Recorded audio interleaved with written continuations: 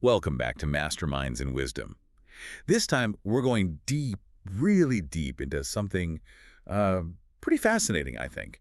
State power, individual freedom, and how society fits into all that. A big one. Yeah. And the sources you guys gave me are a real mix. Economists, political scientists, historians. We've even got some philosophers in there. All grappling with the same questions, though. Exactly. And get this, they're using examples of, this goes all the way from ancient Greece to modern-day Africa. Wild, right? Yeah, it really highlights how universal this challenge is. What we see emerging is this idea of a narrow corridor of liberty. It's this delicate balance between state power and societal strength. Okay, so I'm picturing like a tightrope walk or something. Yeah, that's a good way to put it. Some pretty high stakes if you fall off. So what happens if we, tip too far one way or the other? Well, if state power takes over, gets too strong, it can crush individual rights, like a monstrous Leviathan. Okay, a Leviathan. Yeah, they actually use that term in one of the sources, like we saw in Nazi Germany. The individual just didn't matter. That's a scary thought.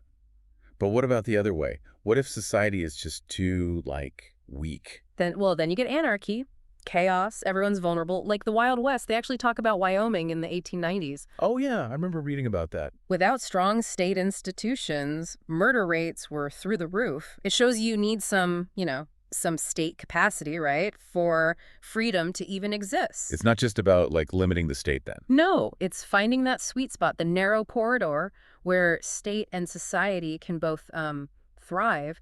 But, and this is where it gets tricky, this corridor, it's not static. Oh, right. It's always moving. Exactly. And societies have to, adjust, navigate these changes all the time. Like Solon did in ancient Athens, right? Yeah, he boosted the state's power, but also gave citizens a way to, limit the elites. So we found that balance. At least for a time. And it wasn't just the Greeks. The Tiv people in Nigeria, they were terrified of anyone getting too powerful. Indeed. They used social norms, direct action, that sort of thing to keep people in check. So two totally different societies, but they both hit on this same problem. And they found very different solutions.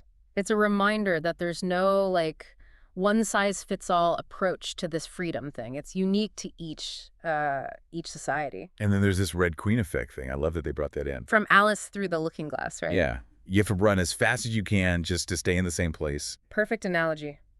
It shows how both the state and society have to constantly evolve just to maintain that balance, that narrow corridor. Like a constant game of catch-up. Exactly. And you see it everywhere. The English Parliament, American democracy, even the Swiss Confederation. All examples of this Red Queen in action. But it's not always good, right? Right. If one side gets too strong, or if both sides, fail to adapt, the whole thing breaks down, you lose that balance. And that's when freedom starts to disappear. Exactly. That's what we see in some of these case studies they bring up, right? Absolutely. Yeah, like post-Soviet Russia and Poland. They both kind of started in the same place, but they went in totally different directions. Right. Poland, with its, strong civil society, less oppressive state, they seem to be moving toward that narrow corridor. Yeah, they were on the right track. But Russia, man, they just slid back into authoritarianism. It really shows you how important that societal strength is. Okay, so that's one example. There's another one too, Guatemala and Costa Rica. Oh, yeah, I remember that one. Guatemala went, totally violent, brutal state violence. Right.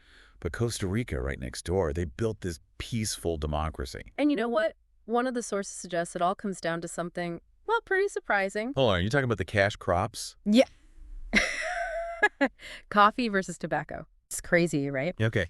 But that one economic choice, it had these huge ripple effects. It changed their social structures, their labor relations, everything. And that impacted their whole journey within the narrow corridor. Exactly. It shows how complex this whole thing is. Wow.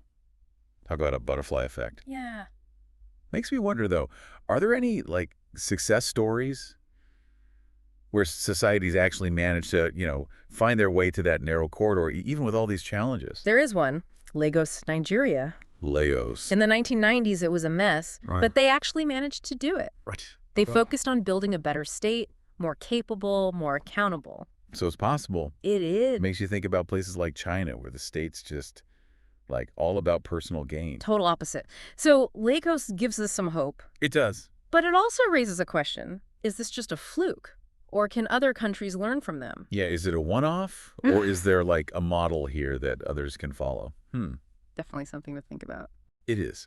But okay, so we've got this idea of the narrow corridor, right? This red queen thing that can either make it or break it.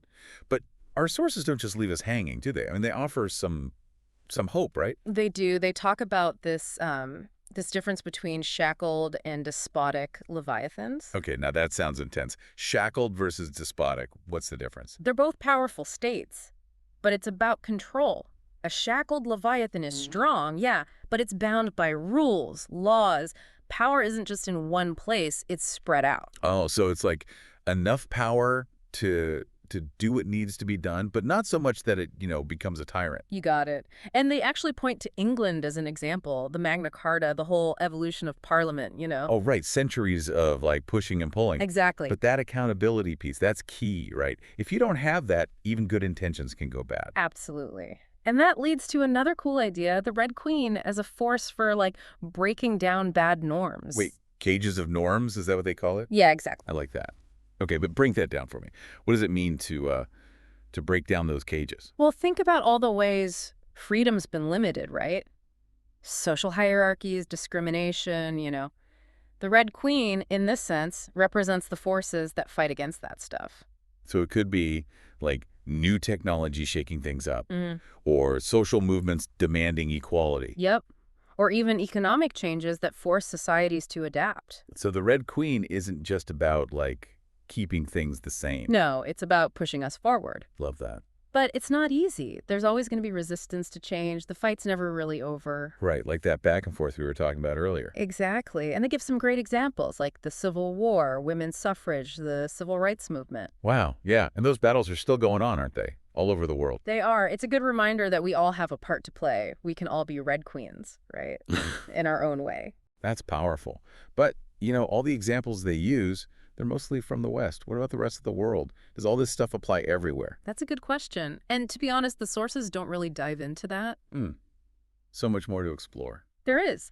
But I think we've given our listeners a lot to think about. This narrow corridor idea, the Red Queen, the state, society, it all ties together. Yeah, and it shows us that freedom, it's not this, like, given thing. It's a constant struggle. And it leaves us with a big question. If getting to that narrow corridor and staying there is this, like, ongoing process, what's our role in all of this? What can we do as individuals, as part of society, to make sure we stay free?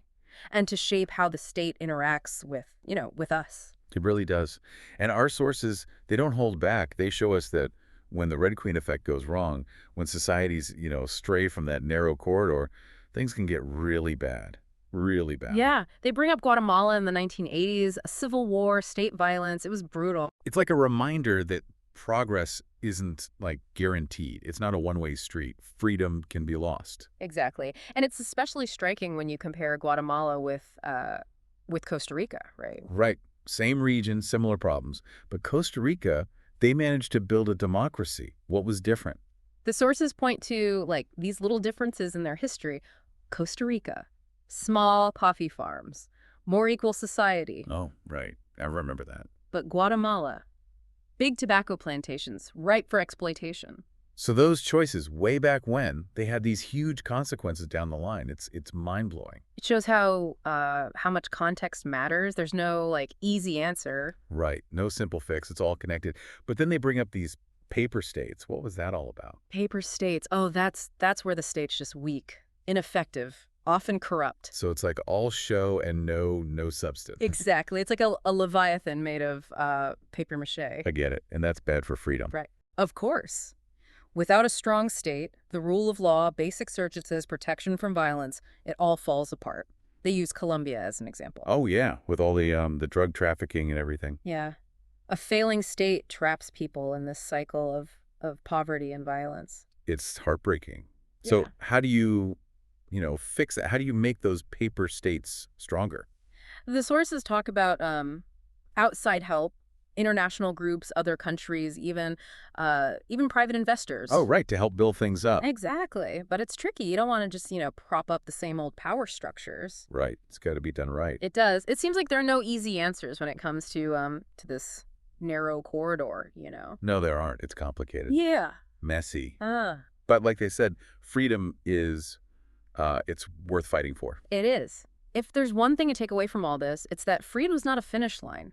It's a journey. You got to constantly work at it, adapt, be ready to, to push back when things go wrong. And be aware of that balance, that narrow corridor. So to everyone listening, remember, this narrow corridor, it's not just something in a textbook. It's real. It's where we live. And our freedoms are constantly being, shaped and reshaped. So what's your role going to be? How are you going to make sure the Red Queen keeps pushing us toward a better world? Big questions. They are. But hey, that's what we do here on Masterminds and Wisdom. We ask the tough questions. That's right. The journey continues. It does. Thanks for joining us on this deep dive. Until next time, stay curious and keep exploring.